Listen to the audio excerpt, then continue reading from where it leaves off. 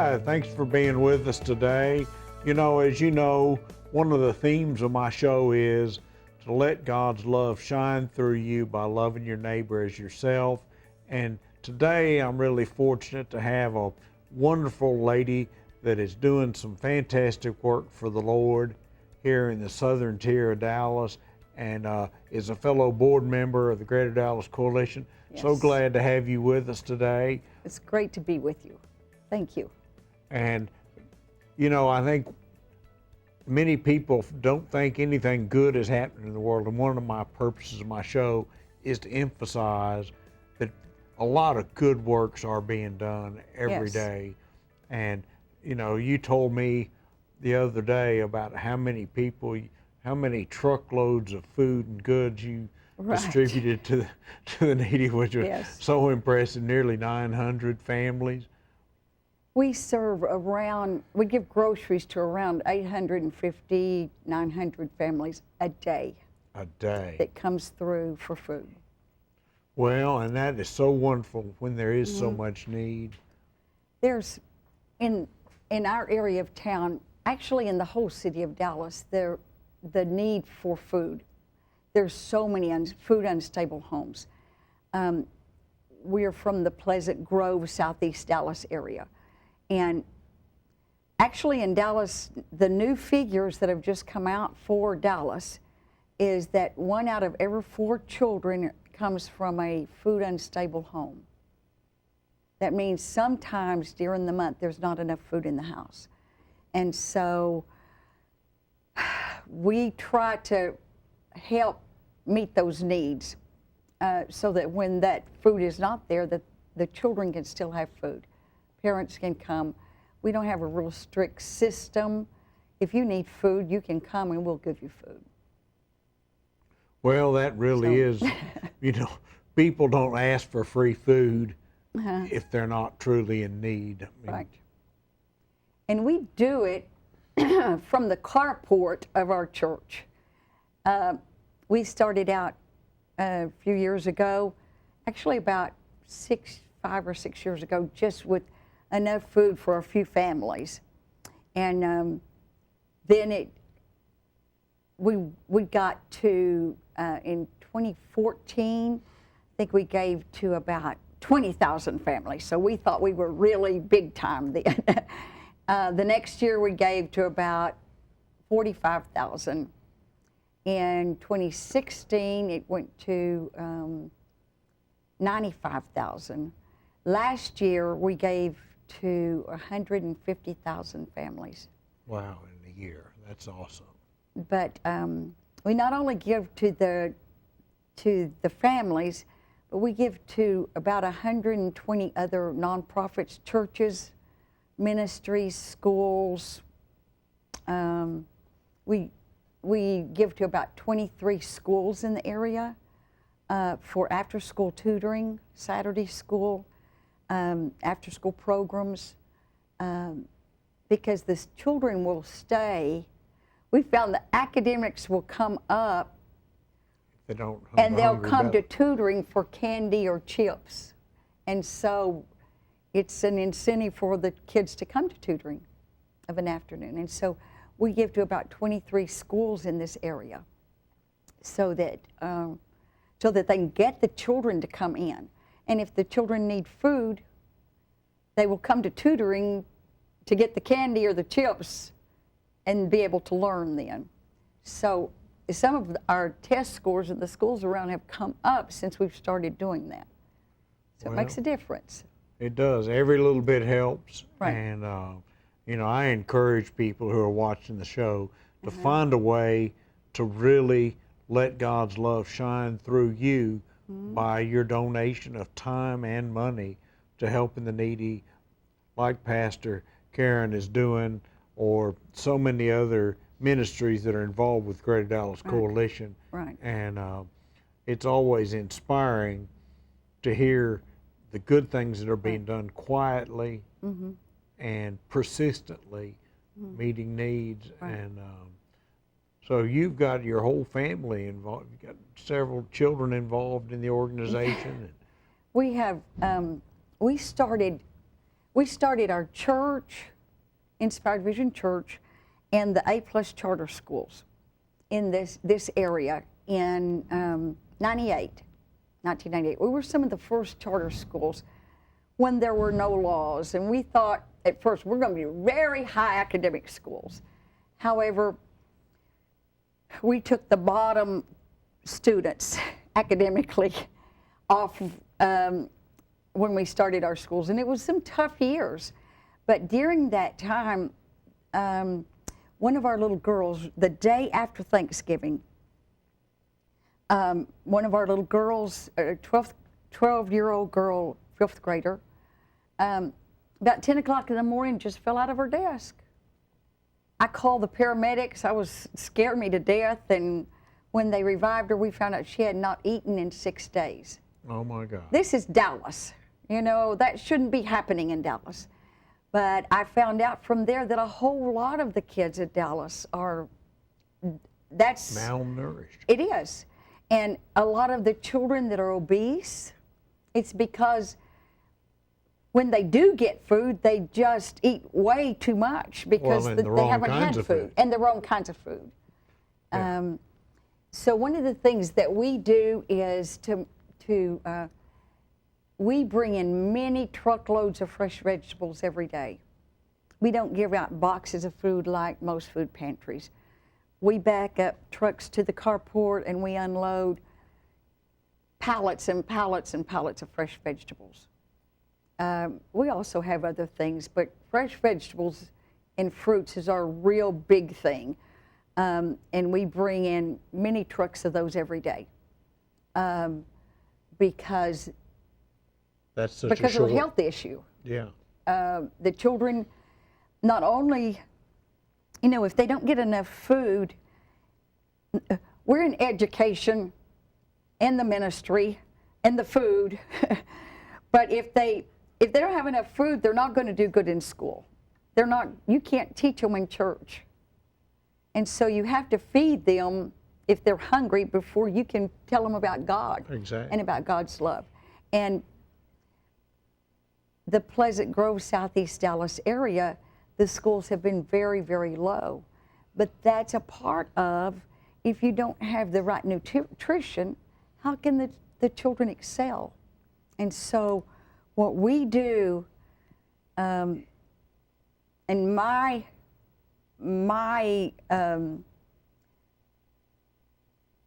idea of what fixes poverty is you've got to have God, food, and education.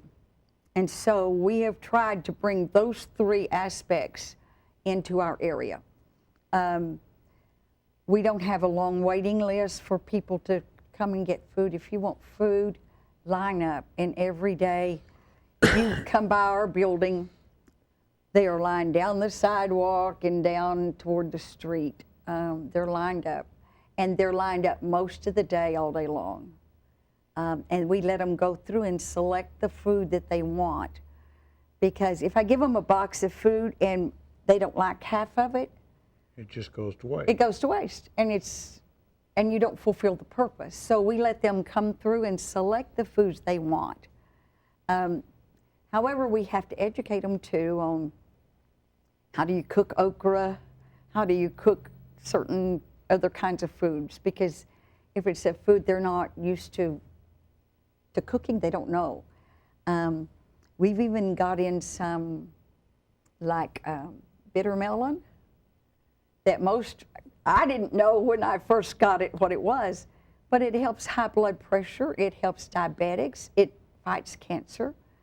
So we educated the people on how to cook it and how to fix it and what it would do for them, and now we give away all the bitter melon we can get because they know what it's for and they know what to do with it. So it's just a whole process. But to break the chains of poverty, it takes all of those things to make that happen. And we try. We do our best to bring those people. Is do your best. A lot of the people that are coming have been saved and they are, we're helping them find jobs. Right now we have located a large building that we really need, and we're meeting with different donors because there's no money in what we do. Right. So we're going to have to, it's a $3 million project. We have talked to doctors, and that would give me 1 day a month to come, and one side would be for food, and then we'd have a doctor and a dentist and optometrist there and a chiropractor.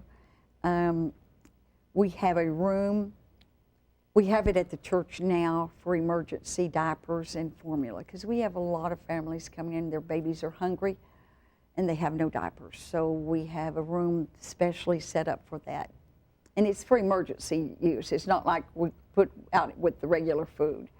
And we have a cosmetic room where if a family comes and their house is burnt, we go in and get the supplies that they need.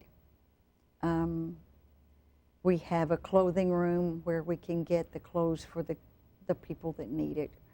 And so we plan to have all of that, plus our next vision is to add the job training into it. And so this building is large enough we can put all of that and a job training center. So we can start doing, training them for different types of work, and have a computer lab in there so that they can fill out resumes and get different people to come in. We want to do classes in different job training, but also parenting classes, because that's so desperately needed. Nutrition, finance, family life, just a lot of the things that the families need that they don't have now. And so in the new center, we will be able to add that element into what we're already doing. And that's really needed, because some of them would work if they could find a job, and they lack the skills. And so that's our next part of the puzzle we're fixing to put together when we can get this building. And hopefully that's going to be very, very quickly done. Well, so if you're watching this show and are moved by this compelling story of uplifting people and transforming lives, please be praying for their success and forwarding this information on to anybody you know that might be interested in donating if you're not able to donate yourself. But, you know, prayer is so powerful in moving the ball forward for the Lord. And also going to the Greater Dallas Coalition website and finding out when our next meeting is and coming to one of our monthly meetings. Pastor Karen takes time out of her busy schedule to come to the meetings, and it's both an opportunity to network for her, but also to be inspired and reinvigorated. Hearing the good news of other people doing the Lord's work. You know, we can't all do the same thing. And so the Dallas Coalition, we have the people that are working with the people that have addictions. Well, I work with families, and children is my real passion, to educate the children and feed the children. And so through the coalition, when I get someone that needs the help with addictions, I send them to the people that are in the coalition that works with those people. Some of the organizations work with street people, some work with abused women, some work with different. The beauty of the coalition is that whatever the specialties of each group is, we can send the people that we get to all of these groups. And then they can send people to us that need food, that need, you know, family training, The children need education. We have 5 schools now in the Pleasant Grove, Southeast Dallas area, and may add another 2 in the next few months. Wow. Because one of the reasons we started the schools is because the academics were so low, and there was 20 to 30% of the kids in this area that was graduating from high school. That's all. Wow. And so I knew we had to make a difference, and we started the schools, and those first few years were tough. But now the last maybe 12 years, we have a 100% graduation rate.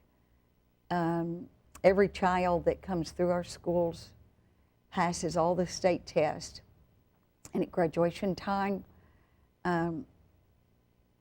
one year I think we had a 99%, but most years we have a 100% graduation rate.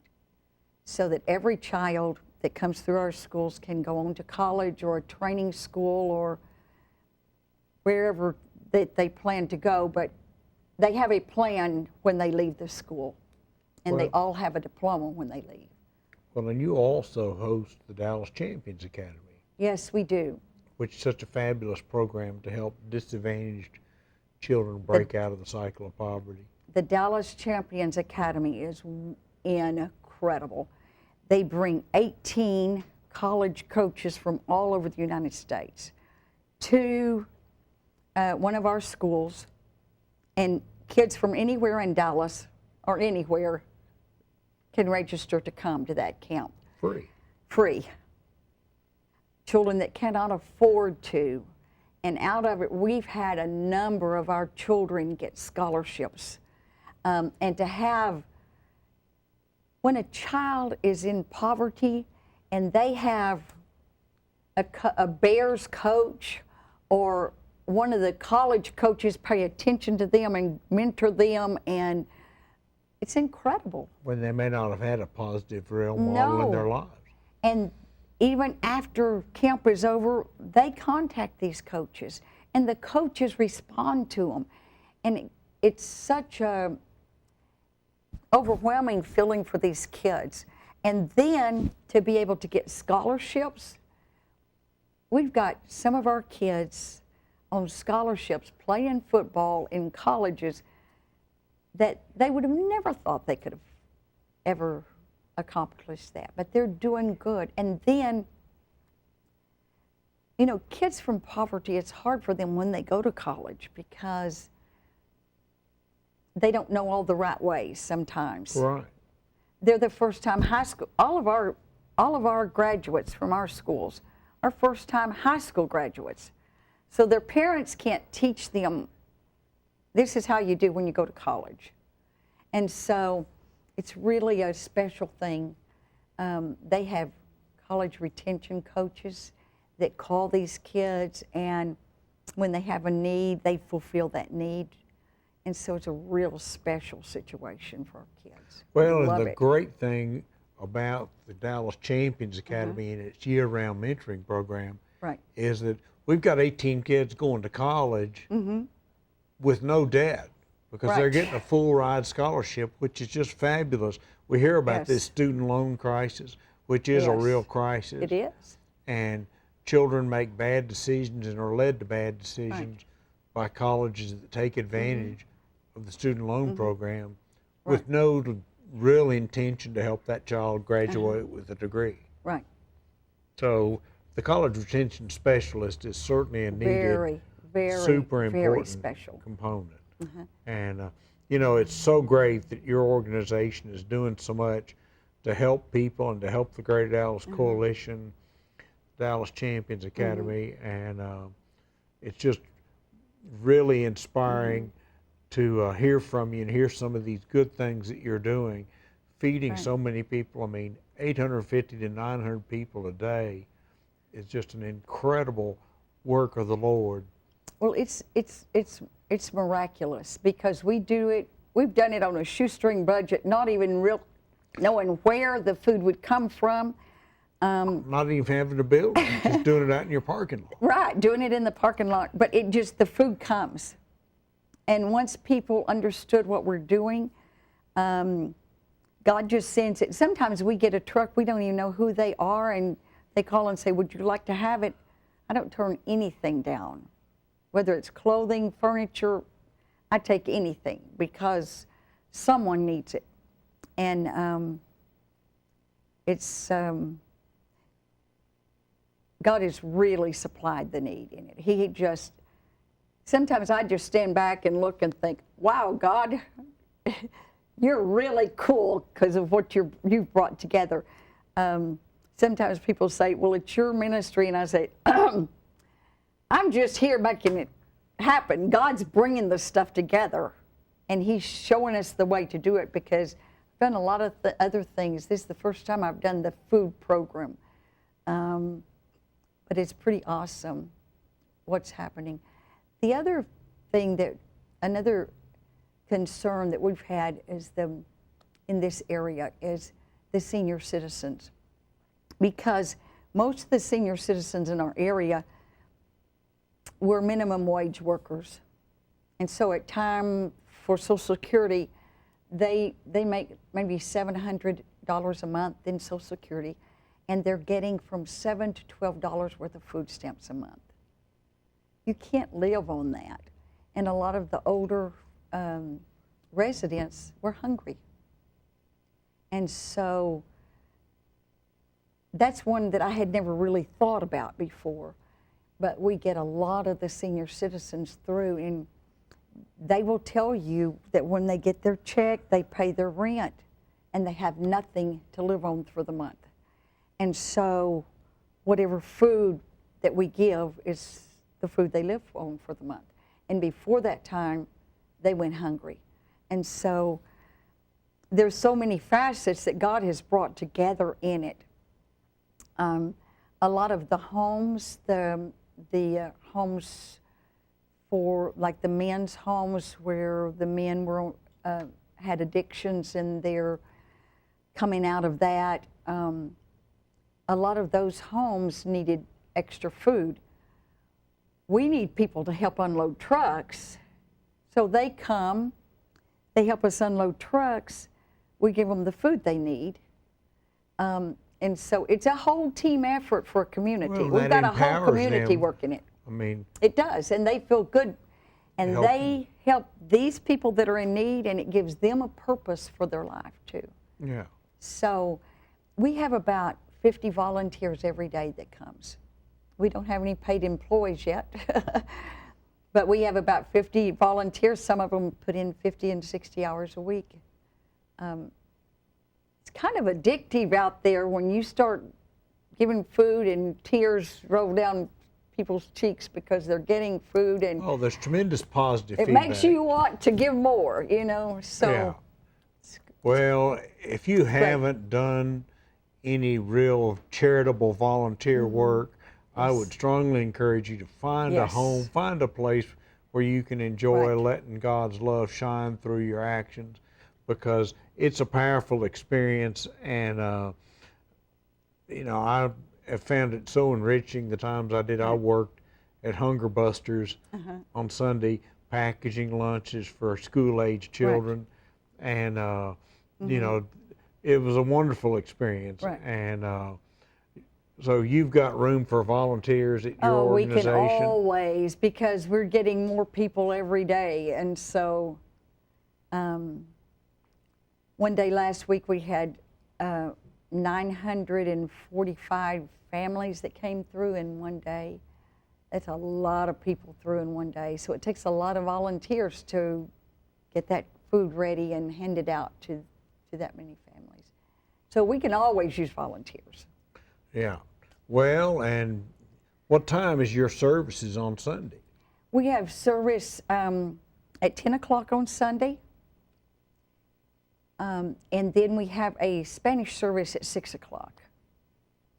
And we have Bible studies on Wednesday nights, men's and women's Bible studies, teens and children's. They all have their separate Bible studies then. So. Well, good. So. Well, if you're looking for a church home, you know, I mean, there's so many good places to go, but this is a church that really is following Jesus' example of helping the needy as a primary focus. Instead of glorifying themselves, they're uplifting their neighbors and making a real difference in the world. It's been an honor to get to visit with Pastor Karen today and hear some of the good things. She really is quite a quiet servant leader who doesn't sing praises of herself, but just gets down in the trenches and gets the job done on that three-prong approach of God, food, and education, which are so vital to breaking the cycle of poverty. It is. Which is what we're all working towards to get done. Right. So wonderful, wonderful good news today.